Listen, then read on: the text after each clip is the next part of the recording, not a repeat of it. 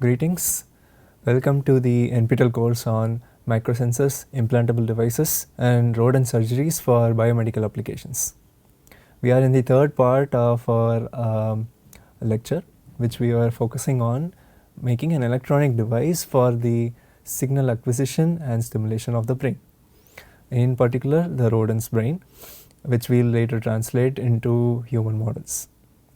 Now, we were discussing on the second part in the last lecture, where we interface the Intentec RHS2 and interfaced it with the microcontrollers and FPGAs to make a whole circuit.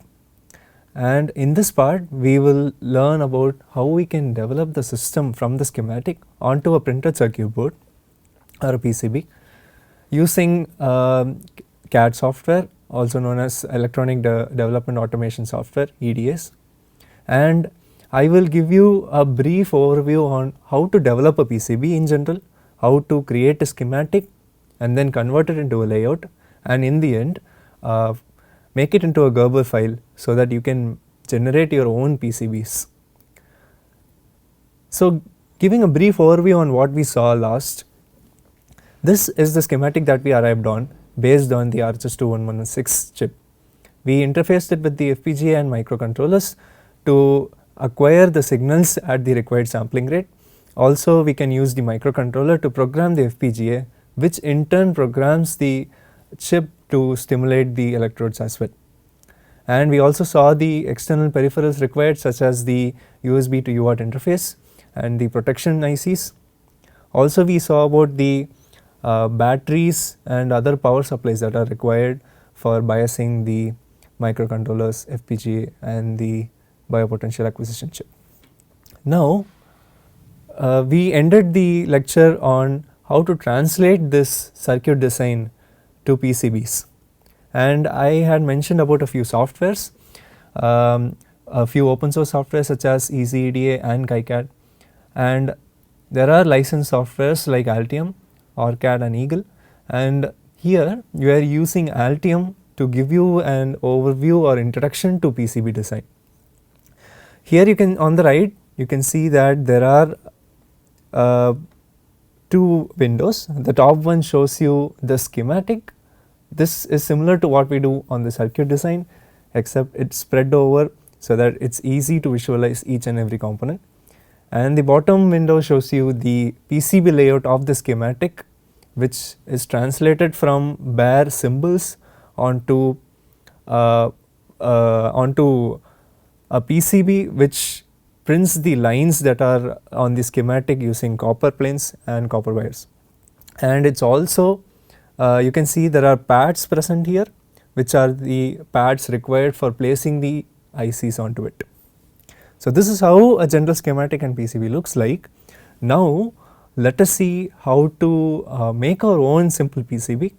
I would encourage you to use EasyEDA or KiCad, install it on your desktop or PC, whichever you are comfortable with, and follow along with me. I will be taking a short demo on making a simple PCB, which you can also develop so that you can convert it later onto any complex PCBs that you may require. So, let us get into it. Now, let us see how to make a simple PCB, starting from the bare schematics to the PCB layout and generation of a Gerber file. Once you open the PCB software, here I have opened the Altium Designer, you will see a welcome screen, as you can see here. And on the top you can see panels for several windows such as file view, project window. I will be explaining to you on a need to know basis so that the functionalities do not get too overloaded. On the sides you can see project and navigator windows. The project shows you the current projects that are open, that are ready to open, and then there is a navigator window which can navigate to all the components present in that project.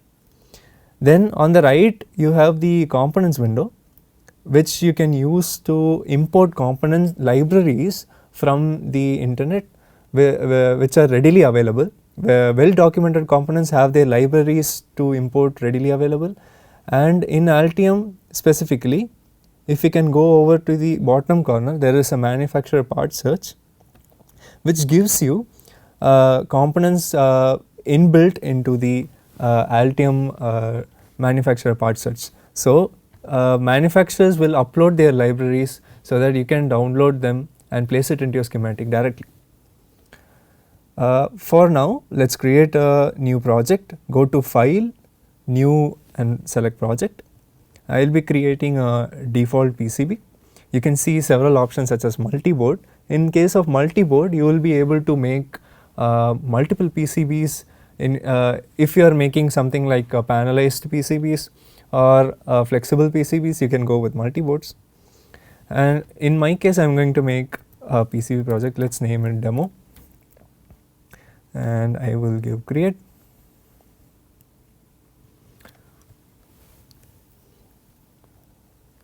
All the PCBs that you generate in Altium will be stored in the cloud, or you can also store it in your local machine as well. So, now that you can see it has already created a schematic sheet and a PCB layout in my project window. So, in case your project window is bare, let me go back and quit all the projects that are open already.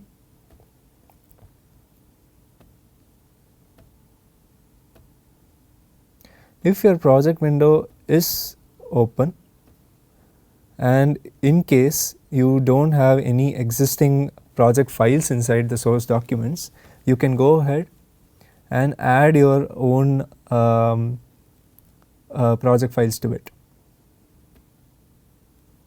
You click on the project name, right click on it, add new to project, and you can add a schematic to it, and the schematic will be added with the default name as sheet1.schdoc. This is the default extension for schematics in Altium, and this extension will vary from PCB designer from one to another, but need not worry, it will be almost similar. And right click, add PCB, so that you can add a PCB layout as well.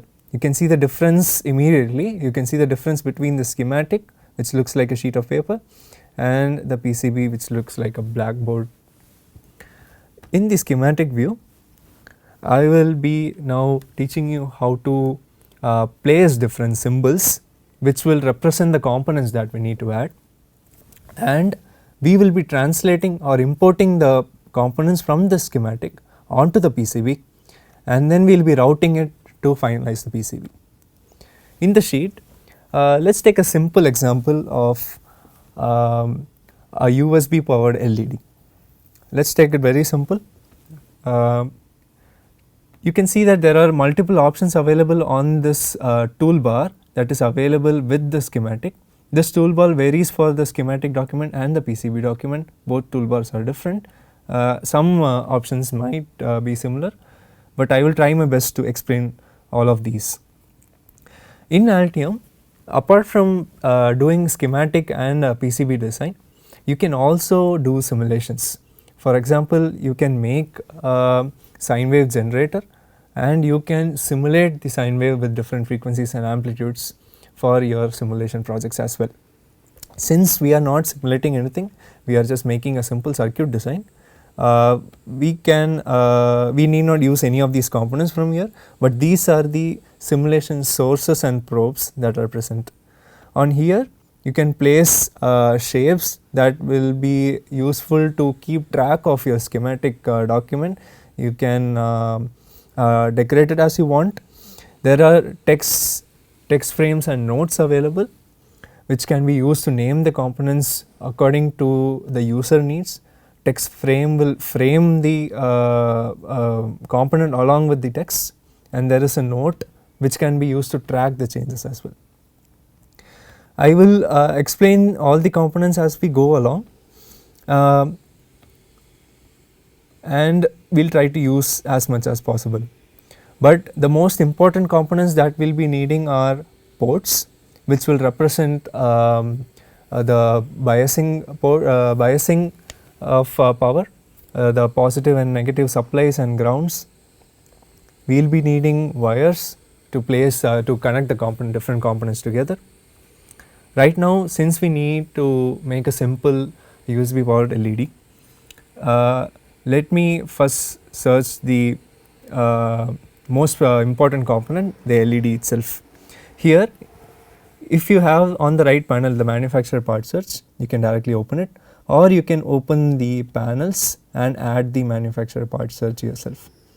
Once it is open, type the component that you want, in our case LED. There are lots and lots of options available, and you can filter through them using the filters.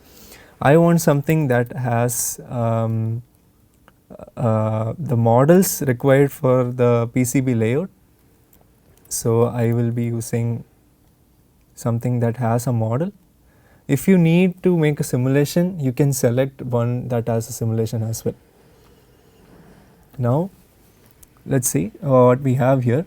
We have a ton of LEDs, and you can see that each LED is from a different vendor, and they will also have a simple description and the category they belong to, along with the supply infos as well.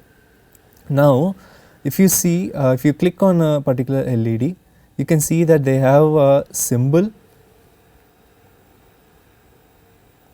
They have a symbol here, as well as a 3D model and a 2D model. This symbol will be used in the schematic, and when we import it into the PCB design, the PCB document, this symbol will be translated to this 2D, you could say PCB symbol, and a 3D model as well. So, let us take this for now. You can right click on it and click place, or you can just drag it onto your schematic document to place it. Keep a note that I am just making a generic circuit here, and you will need to go through the data sheets of each and every component that you select to make sure that they have the correct compliance with your circuit. You need to make sure that the power you are supplying can be used with this LED, and the current that is supplied will not exceed the match the requirement of this and everything. Once you click on the properties of this LED, you can select the LED, and on the right you have the panel for properties. If you do not have the panel, go to panels and select the properties. In the property panel, you can see that there is a parameter column which mentions the parameters that are required for this LED, and here the reverse voltage is around 5 volts, and there is no forward current mentioned here. The voltage required is 2 volts and the forward current is 30 milliamps. So, generally LEDs are powered with constant current. So, I will be using a constant current driver IC that supplies 30 milliamps, or you can also supply a constant voltage of 2 volts to make this compliant circuit. So, let us go ahead and search the 30 milliamp constant current driver.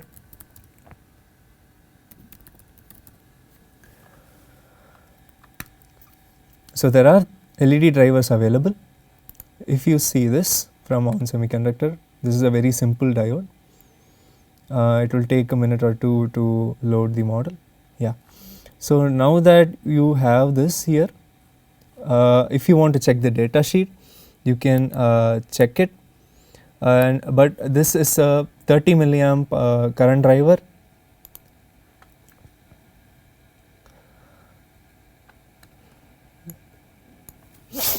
As you can see, and we can use this to power this LED as well. You can go ahead and look in detail for each of these. I am just using this for the sake of time, and I will be placing this in our circuit as well. Generally, you will notice that LEDs are in our prototypes. We will be using resistors to control the current, but since heat dissipation is associated with it, let us make it a bit professional by adding the constant current driver. Now I don't have a power USB port. I don't want a USB port. I want to make this PCB itself as a USB. So instead of adding a USB port externally, I'll be placing a power port which I can use to make my custom USB port, and I will complete this circuit by placing the ground port as well. Now that we have placed all the components here, let's connect it using the wires. It's as simple as it gets. Make sure that the polarities are correct, the anode cathode of the drivers. Now you can see that I am using control and scroll to zoom into it. Now you can see that there are squiggly lines placed near the components. That's because each of the component has to be named uniquely, and we have not yet named these components. One way to do it will be to go double click on it, which will open the properties tab, and you can name the designators. The other way will be to go to tools, annotation, annotate schematics, and you will have a set of options in which way you want to annotate the schematics automatically. You can see that it goes from the top left to the right and then the bottom. You can also change the order of proceeding, and you can name the schematics automatically. Another way, if you want to make it quick, is to go to tools, annotation, and you can annotate schematics quietly, which will automatically show the designators that need changes, and it will update it. Okay. Now that we have connected it, let's save the sheet schematic in our PCB project. You will see that this will create a PCB folder for your entire PCB project, and inside that folder it will automatically show you the saving file. I am going to rename it as demo PCB project, the same as my project, so that it becomes easy to track later on.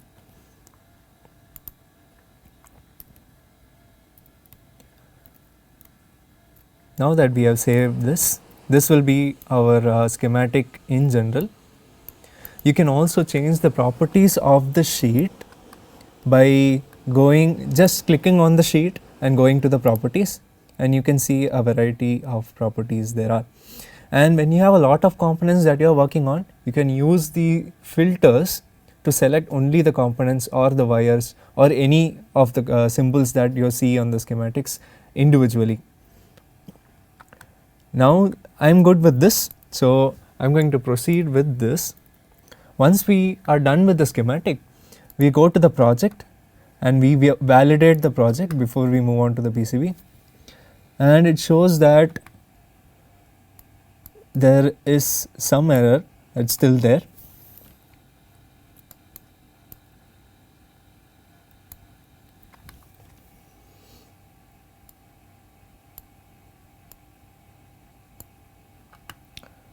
That's because we are using a net label for the ground and VCC, but we have not yet connected this ground and VCC to any power as such, hence the confusion. So what I will do is add a USB connector as well. We can go ahead with any USB connectors that we want, a micro USB, a normal USB, USB A type.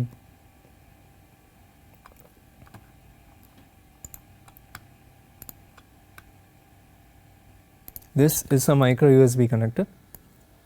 You can select the components and click on space to rotate it, or you can select it and click on Y to rotate around the Y axis, or X to flip on the flip across, you can click and press Y to flip around the Y axis and click on X to flip around the X axis. I am just flipping around the X axis to make it easier. Hold on Shift and drag to copy the symbols, or you can just use Ctrl C, Ctrl V, and I am grounding this. Don't worry about the other components, those are all for mounting. There is SHLD 1 to 6. We will not be using the data lines for this USB, so I'll just leave it for now. Now you can see that this error has also gone. Now let me name this as well. Go to Tools, Annotate, and Annotate Schematics. Now this has been named as well. Now that this is done, let's save it. Go to Project, validate the PCB project.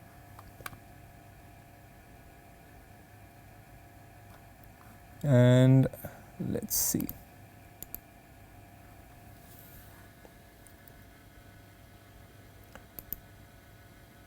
The PCB project validation will be coming at the messages toolbar.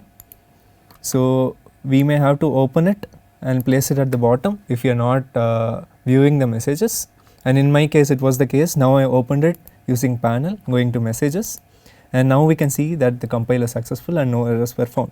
This means that we can translate it onto the PCB and use it there as well. Now that we have placed all the components and all the errors seem to have gone away, let's save the project again.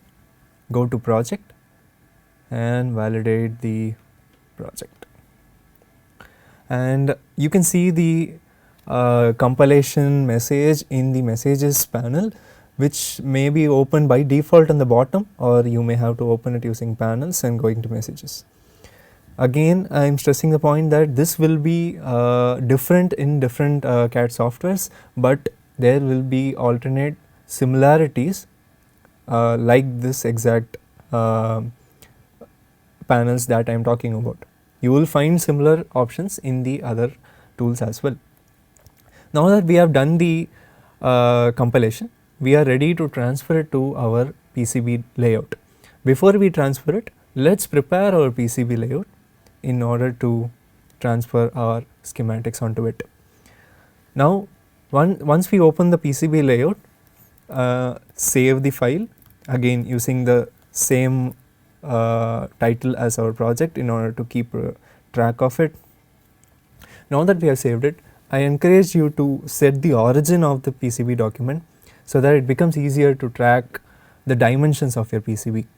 On the bottom corner of the window, you can see that there is X and Y coordinates. It's in mils. Mils represents 1,000 of an inch. It's in the imperial system, and there is also a grid which represents how much the cursor moves by every time you move it.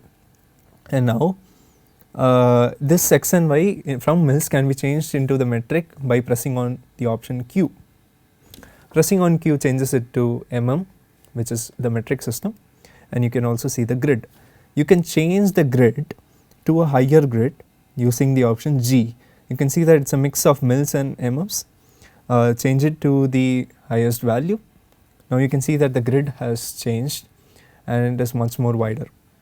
The general PCB document has a huge workspace in the beginning, but we will play around with it later according to our PCB dimensions. Let me set the origin by going to Edit, Origin, Set. Now that I have a huge grid, I will scroll into it by using Control and Scroll.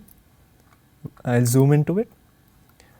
Zooming, you can press the Control to override the grid. If I lose Control, you can see that the grid shifts quickly from the left of the screen to the right.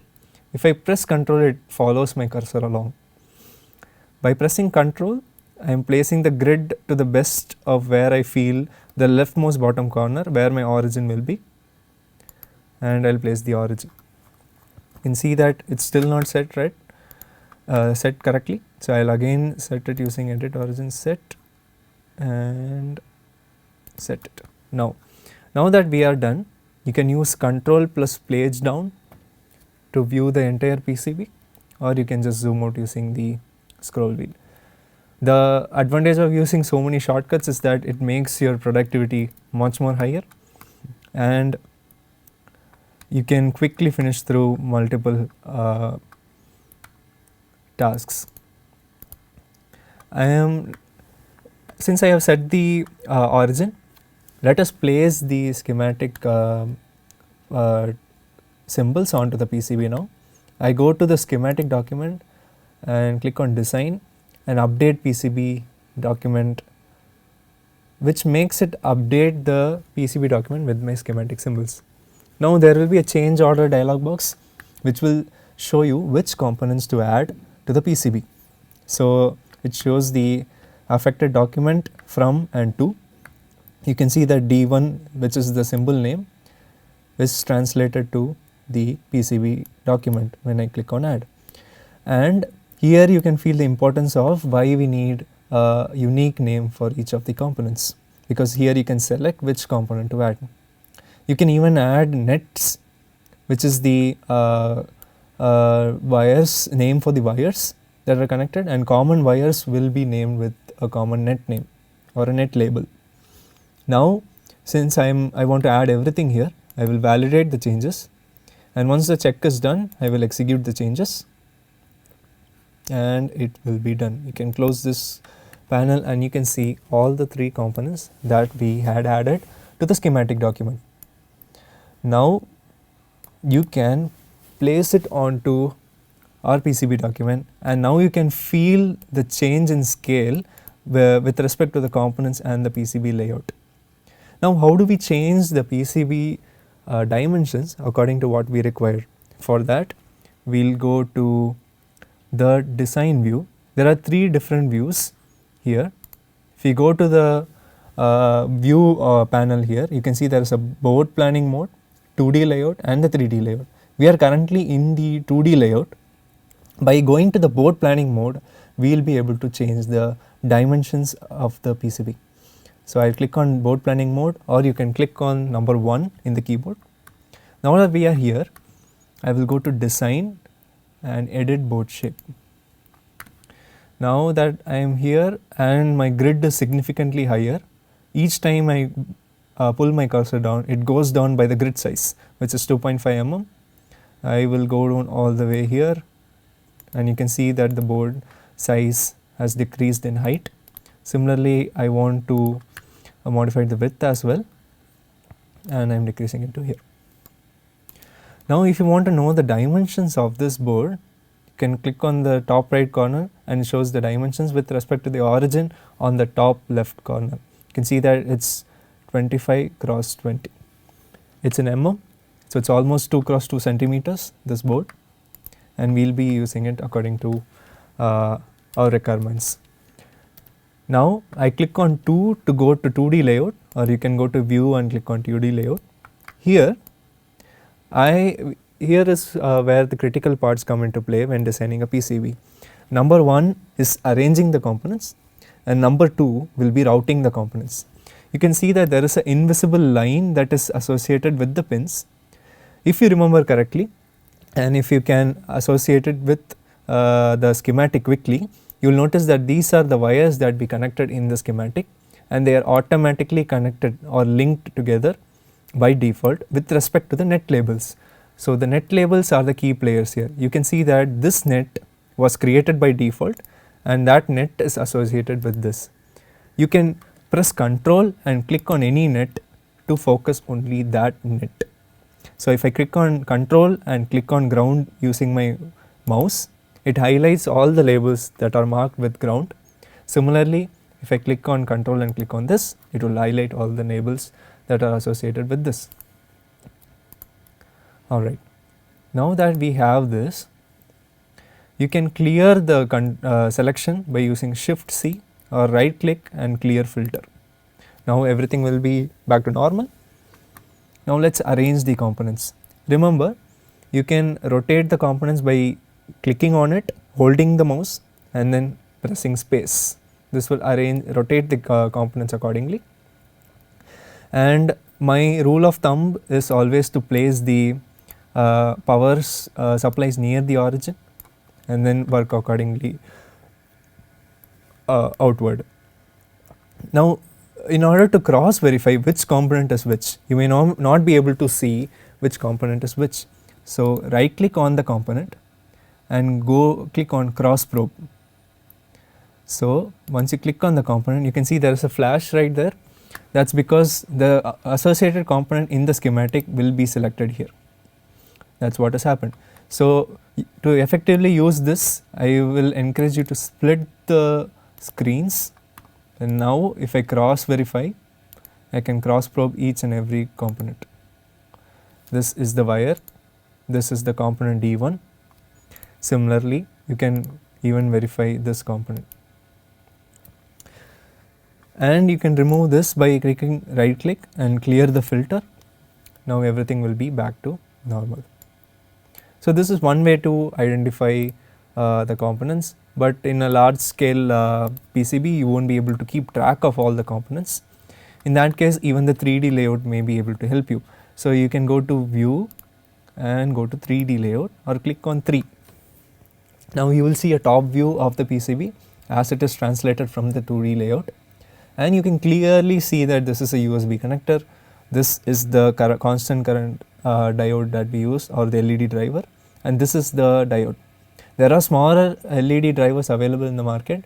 For the sake of time, I did not go through all the options available, but you can select the parameters required for each component by going through vendors such as Mouser, DigiKey, which has lots and lots of filters for selecting all of these components. I will go through that a little bit later on, but let us finish this beforehand. So now that we are here, you can see that the grid is a bit jittery because the grid size is too high. I will click on G and reduce the grid. Now it feels much more smoother and I can place it according to my requirements. I want to place it 1 mm apart exactly, so I will go to the place it at the origin, and then I can drag it 1 mm apart from each other. Now you can see that this yellow lines, yellow indicators will be translated to white color in the 3D layout. That is because this is called the silk screen layout, or the top overlay layer in the Altium Designer. This will be printed on top of the PCB and will later be useful for you in determining which component comes where when we are assembling the components. I will show you another mode in 3D layout. Go to 3D layout using 3 and click on Shift Z, go to 3D layout, click on Shift Z, and you will see only the pads that are available. This is the PCB that you will be getting from the vendor who will make the PCBs, and we will have to assemble the PCBs on assemble the components on our own in case we are not assembling through vendors. And in this case, it becomes extremely useful to identify which component comes where. So again, I will go to 2D layout by clicking on 2, and let us start routing the components. Now before routing the components, I want to place it as efficiently as possible so that there is no crisscross. So you can see that there is already intersection here in this area. So I will rotate it so that it makes it easier for use. Now you can see it's become a good closed loop. Now since I wanted to make it a linear like this, I will go ahead and make this. Also you can move around with the silk screen and place it somewhere else as required. I will be placing it. Now that we have done this, you can see that the board size is still larger than we require. So I will go back to board planning mode, go to design, edit board shape, and decrease it furthermore.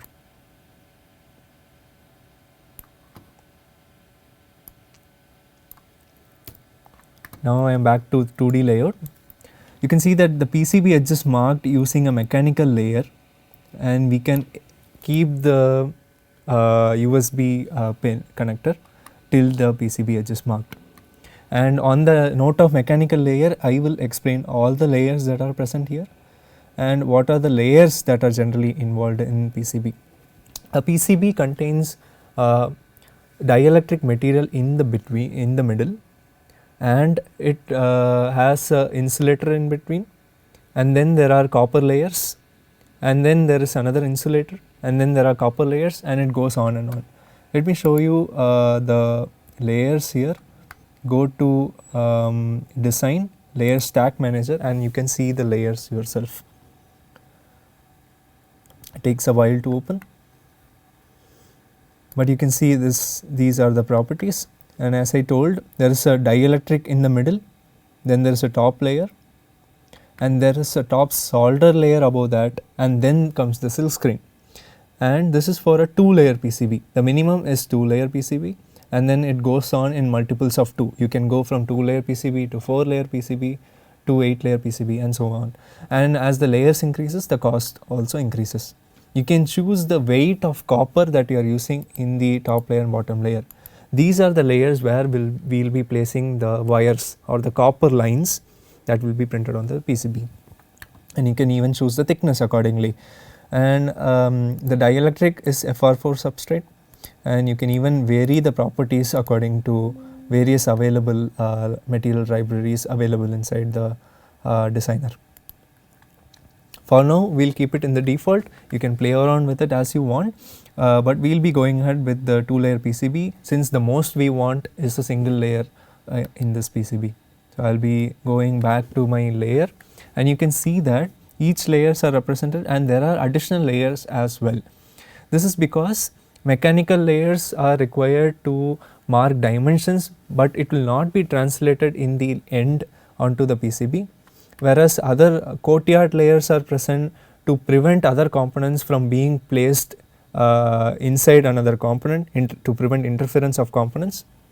If you place it inside a courtyard of another component, you will face an error. You can see there is a green line, and you can even see only the specific layers by clicking on Shift S. Shift S goes to single layer mode, then only that layer, and then it toggles back to all layer modes. This is all layers shown one on top of the other.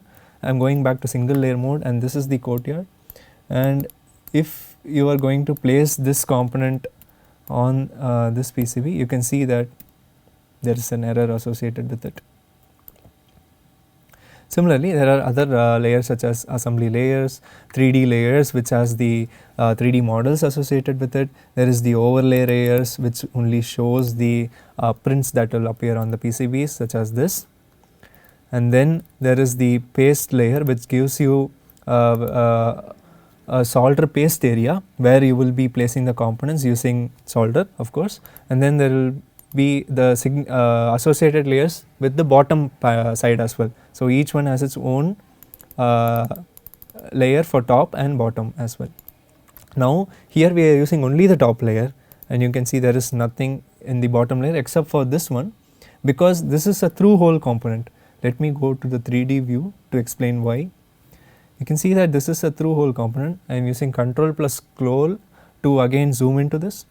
Since this is through hole, this goes from the top to the bottom through the dielectric in between. That is why it is associated in the bottom layer as well. You can change the front view and back view of the 3D model by clicking on Shift and then using the right cursor to move around. You can see the front and the back of the 3D, and you can rotate it any way you want. Or you can use the number keys, 1 for front view, Ctrl plus 1 for back view, 2 for rotating on the side, 3 for isometric or the side view, and similarly 0 for the isometric view. You can explore these options. You can use the num keys or shift and right key, right cursor. Now we are back to 2D mode. Let's finish the routing by going back to the all layer mode by using Shift S. You can find all the shortcuts in the view and project menu as well, so you need not worry about it. Now we are back to the normal view, and we can see that there are some green crosses associated with it. That's because each PCB design has its own PCB rules associated with it, which means that a pad or a track only has a specified width that is specified in the rules. You cannot exceed that width of coppers, or you cannot exceed the distance that is mentioned for placing components. For example, you cannot place two components as close as 0.1 centimeter or something like that. And these rules are changeable. So what we will be doing, we will first find out what is the violation here. These are called violations. You right click on the pad which has the green, and you can see, go to the violation, there is a clearance constraint, which means one pad and the other pad are not much far away from each other as mentioned. You go to the clearance constraint, and you can see there is a blue highlighted which will take us to the design rules, and you can go to the PCB rules and constraints editor. The other way to go here is go to design rules, which will again take us here. You can see several design rules are there, but this is the rule that we are interested in. There is a minimum clearance between two different nets, but you can see that this net right here is already associated with the footprint of the USB connector, and we cannot change it. So what I am going to do is again go to the clear rule, and I am going to give ignore pad to pad clearance within the same footprint. When I give apply, you will see that the errors have gone. Similarly, there is also violation for width constraint, which means that it is too small of an arc, but it won't be big of an issue for us, so I will just leave it for now. You can look into the capabilities of your PCB designer to check whether you need to adjust your rules so that the widths and the clearances are matching the capabilities. Some PCB vendors will not be able to go beyond a certain footprint, and you have to make your PCB a bit bigger to match their PCB capabilities. So here, now that we have this, let's connect it by using one of these options here, and on that note I will explain all the options that are here. These are all for marking, such as lines, arcs, circles. One other thing that I will explain is changing the board shape after this, which I will explain immediately after routing. And for routing, what we are going to do is go to this option which has interactively route, but I will just need to route it directly, which we can do by clicking on quick routing. So since the grid size is big, let me go on to a smaller size of 1 mil or 10 mils. And you can see that once the click has been done, it will take it can be connected only to the same net.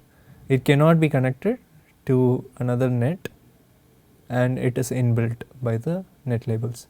So also while doing this, if you press on tab, you can even change the width and parameters of the tracks that you require.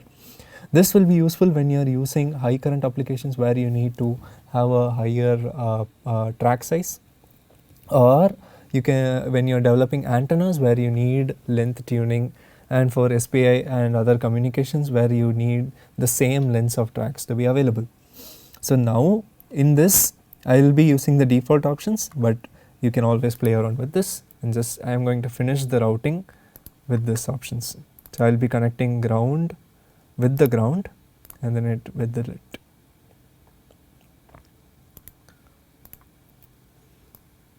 And you can even adjust the routings later on. Now that I have done this, if you see the 3D view, you will notice a change. You can see that copper tracks have been placed underneath the top overlay, and they will be automatically connected. This will be printed, and this is what completes our circuit. Now you can go to panels, view configuration, and you can see how the 3D view is represented. Here in view options, I have used Shift Z last time, you can turn on the show 3D bodies and you can see the entire circuit. Now this is our entire circuit. When we plug it inside a 5V supply, it should ideally power the LED.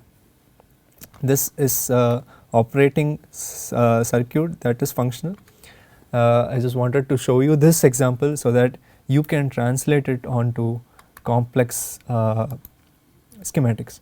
One more thing I'll do before ending this is teaching you how to change the shape of the PCB. So I'm just taking any shape here, and before placing it I'll click on tab, which takes me to the properties, and I will change the layer. The top and bottom layers or the other signal layers will place a copper layer there, but instead I just want a mechanical layer. I don't want to translate it to the PCB. I'll show you why, and I will use fillet here to make it a bit more attractive, you could say. Now that this is done, I'll place it here, and then I want to make the board shape according to the shape that I have placed. So I'll go to design, design, board shape, define board shape from selected objects. I've already selected it. I just click on it, and now you can see, go to 3D view, you can see that the board shape has this fillet. Click on shift and right cursor, mouse key to turn it, and you can easily view it. Now you can also change the thickness of this PCB before sending it to the fabrication, or you can just send it as it is and mention your PCB vendors to change your board shape. Anyone will do, but it is always good practice to change the thickness beforehand so that you can notice the changes when you are opening the document in later stages. So the standard thickness will usually be around 0.6 mm, and now I want to make it even thinner to 0.15, half of this, and once I save it, you can see that it has decreased. If I change it back,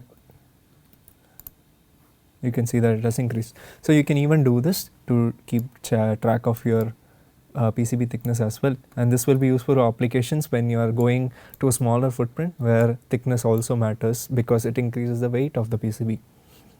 So now that we have done this, we need to send it for fabrication to a PCB vendor.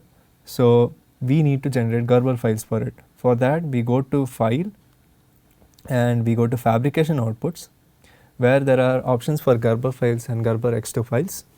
Gerber files are usually accepted by most of the vendors. So we go to Gerber files, we choose the layers that we want to send in the Gerber files. Each layer is sent as a different layer, a different Gerber file.